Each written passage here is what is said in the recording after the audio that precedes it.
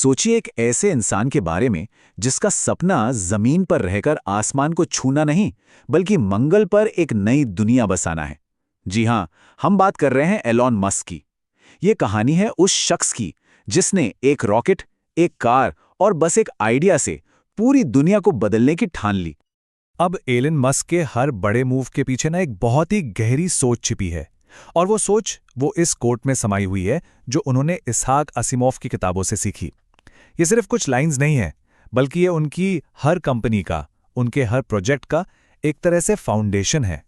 उनका मानना है, सभ्यता को बचाओ और उसे सितारों तक ले जाओ। तो सवाल ये उठता है कि ये जो इतना बड़ा आइडिया है सभ्यता को बचाना, इसने आखिर उनके काम को, उनकी कंपनियों को शेप कैसे किया? यही वो ब्लूप्रिंट था, वो नींव थी जिस पर पेपाल से लेकर स्पेसएक्स तक सब कुछ खड़ा हुआ। लेकिन देखिए, मंगल पर जाने का सपना पूरा करने के लिए पहले जमीन पर तो पैर जमाने पड़ते हैं ना। तो चलिए सफर को शुरू से शुरू करते हैं। देखते हैं कि कैसे मस्क ने सॉफ्टवेयर और कोड की दुनिया में .com बूम के दौरान वो कैपिटल, वो पैसा बनाया जिसने आगे चलकर उनके बड़े बड़े सपनों को उड़ने के लिए पंख दिए। मस्क की कहानी शुरू होती है साउथ अफ्रीका में एक 12 साल के लड़के से। एक ऐसा लड़का जो सिर्फ वीडियो गेम्स खेल नहीं रहा था, बल्कि ब्लास्टार नाम का एक गेम बनाकर उसने $500 में बेच भी दिया। सोच सकते हैं, यही जुनून, यही डिटर्मिनेशन था जो उन्हें पहले कनाडा और फिर आखिरकार अमेरिका ले आया, जहां उनके सपनों को असल मंजिल मिलनी थी। तो बात है 1995 की। इंटरनेट अभी नया नया ही था। उस वक्त मस्क और उनके भाई किम्बल के दिमाग में एक जोरदार आइडिया आया। उन्होंने सोचा, क्यों ना न्यूज़पेपर्स के लिए एक ऑनलाइन सिटी गाइड बनाई जाए, एक तरह से पूरे शहर का नक्शा इंटरनेट पर।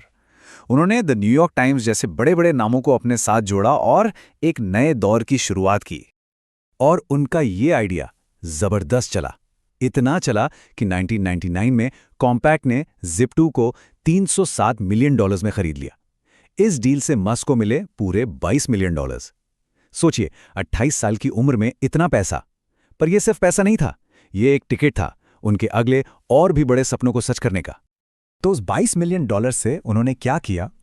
उन्होंने शुरू किया X.com, एक ऐसा प्लेटफॉर्म जो बैंकिंग को पूरी तरह ऑनलाइन लाने वाला था। एक बहुत ही एम्बिशियस प्लान था उस जमाने के लिए। आगे चलकर यह कंपनी कॉन्फिनिटी नाम की एक और कंपनी के साथ जुड़ गई और फिर जन्म हुआ एक ऐसे नाम का जिसे आज हम सब जानते हैं, पेपैल। और ये मर्जर एक मास्टर स्ट्रोक साबित हुआ। 2002 में ईबे ने पेपैल को $1.5 बिलियन में खरीद लिया और इस बार मस्क के हिस्से में आए $165 मिलियन। अब सोचिए, इतना कैपिटल हाथ में आने के बाद उनके सपने अब सिर्फ कंप्यूटर कोड तक सीमित नहीं रह सकते थे। अब उनके सपने थे लोहे से, आग से, ऐसी चीजों से बने जो इस दुनिया से बाहर जा सकें। और बस यहीं से कहानी एक बिल्कुल नया, एक ड्रामेटिक मोड़ लेती है। मस्क ने सॉफ्टवेयर की डिजिटल दुनिया को अलविदा कहा और हार्डवेयर की असली दुनिया में कदम रखा। मतलब अब फोकस बिट्स और बाइट्स पर नहीं था, बल्कि ऐसी चीजों पर था जिन्हें आप छू सकते हैं, महसूस कर सकते हैं। रॉकेट्स और इलेक्ट्रिक कार्स। तो स्पेसएक्स की कहानी पता है कहां से शुरू हुई? एक फेल हुई मॉस्को ट्रिप से। साल था 2001। मस्क मार्स पर एक छोटा सा ग्रीन हाउस भेजना चाहते थे। इसके लिए उन्हें रॉकेट चाहिए थे और सस्ते रॉकेट के लिए वो रशिया गए, वहां के इंटरकॉन्टिनेंटल बैलिस्टिक मिसाइल्स को खरीदने। लेकिन वहां उन्हें किसी ने सीरियसली ही नहीं लिया। एरोस्पेस इंडस्ट्री के बड़े बड़े लोगों के लिए वो बस एक इंटरनेट से अमीर बना नौसिखिया थे। उनका मजाक उड़ाया गया और बात इतनी आगे बढ़ गई कि जैसा कि बताया जाता है, एक रशियन चीफ डिजाइनर ने तो उन पर थूक तक दिया था। सोच सकते हैं कितनी बेइज्जती हुई होगी। मॉस्को से खाली हाथ लौटते हुए फ्लाइट में वो गुस्सा, वो निराशा एक जिद्दी ख्याल में बदल गई। उन्होंने सोचा, अगर ये लोग मुझे रॉकेट नहीं बेचते तो क्या हुआ? क्या मैं खुद एक नहीं बना सकता? और बस इसी एक सवाल से आसमान में एक नए सितारे का जन्म हुआ जिसका नाम था स्पेसएक्स। और उन्होंने ये करके दिखाया। अपने ही $100 मिलियन लगाकर उन्होंने एक ऐसी कंपनी खड़ी कर दी जिसने पूरी एरोस्पेस इंडस्ट्री को हिलाकर रख दिया। 2008 में फैल्कन 1 पहला privately funded liquid fuel rocket बना जो ऑर्बिट तक पहुंचा। फिर 2012 में ड्रैगन कैप्सूल ISS से जुड़ने वाला पहला कमर्शियल व्हीकल बना। और फिर 2015 में तो कमाल ही हो गया जब उन्होंने रॉकेट के फर्स्ट स्टेज को जमीन पर लैंड कराकर उसे दोबारा इस्तेमाल करने का रास्ता खोल दिया। उन्होंने बार-बार जो नामुमकिन लगता था उसे मुमकिन कर दिखाया। पर अजीब बात यह है कि मस्क का ध्यान सिर्फ आसमान पर नहीं था। उसी दौरान जमीन पर भी एक क्रांति शुरू हो रही थी। 2004 में उन्होंने एक छोटे से इलेक्ट्रिक कार स्टार्टअप में पैसा लगाया। नाम था टेस्ला। सोचिए, एक ही समय पर दो इतने बड़े-बड़े इंडस्ट्रीज में आग लगाने का प्लान। ये एक बहुत ही बोल्ड मूव था। और अब धीरे-धीरे मस्क का असली मास्टर प्लान सामने आने लगा।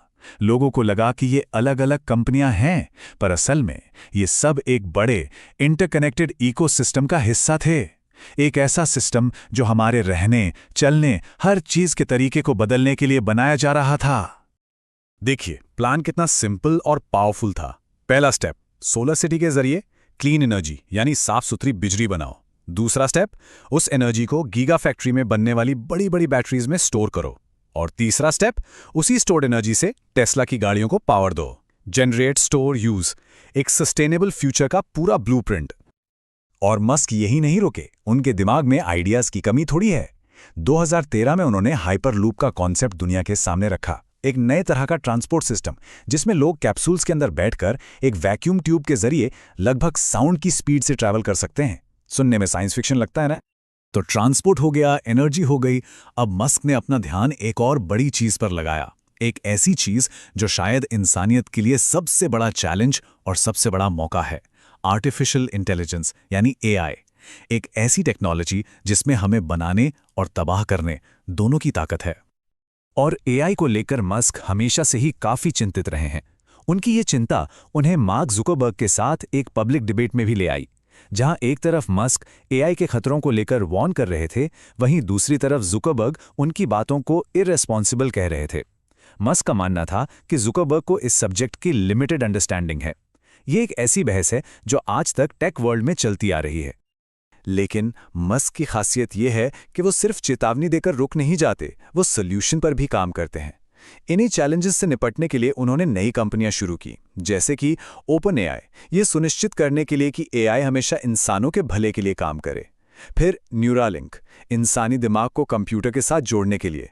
और हाँ, द बोरिंग कंपनी, जो शहरों के नीचे टनल्स बनाकर ट्रैफिक जैम की समस्या को खत्म करना चाहती है।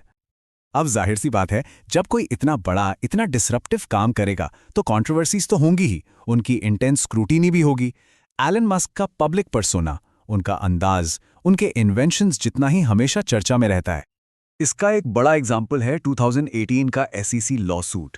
हुआ ये कि मस्क ने एक ट्वीट कर दिया कि टेस्ला को प्राइवेट कंपनी बनाने के लिए फंडिंग सिक्योर्ड हो चुकी है। इस एक ट्वीट से मार्केट में भूचाल आ गया। नतीजा, SEC ने उन पर झूठी और मिसलीडिंग जानकारी देने का आरोप लगाया। उन्हें और टेस्ला दोनों को $20 मिलियन का फाइन भरना पड़ा और मस्क को कुछ समय के लिए टेस्ला के चेयरमैन पद से भी हटना पड़ा। लेकिन मस्क तो मस्क हैं, उनका अंदाज ही अलग है।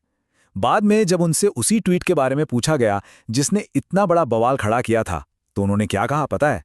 उन्होंने कहा वर्थ इट, मतलब ये इसके लायक था। तो एक वीडियो गेम बेचने वाले 12 साल के लड़के से लेकर रीयूजेबल रॉकेट्स बनाने और हमारे दिमाग को AI से जोड़ने तक का सफर, ये एक असाधारण जर्नी रही है, बिल्कुल अनबिलीवेबल। तो आखिर में बस एक ही सवाल बचता है, इस कहानी का अगला चैप्टर क्या होगा?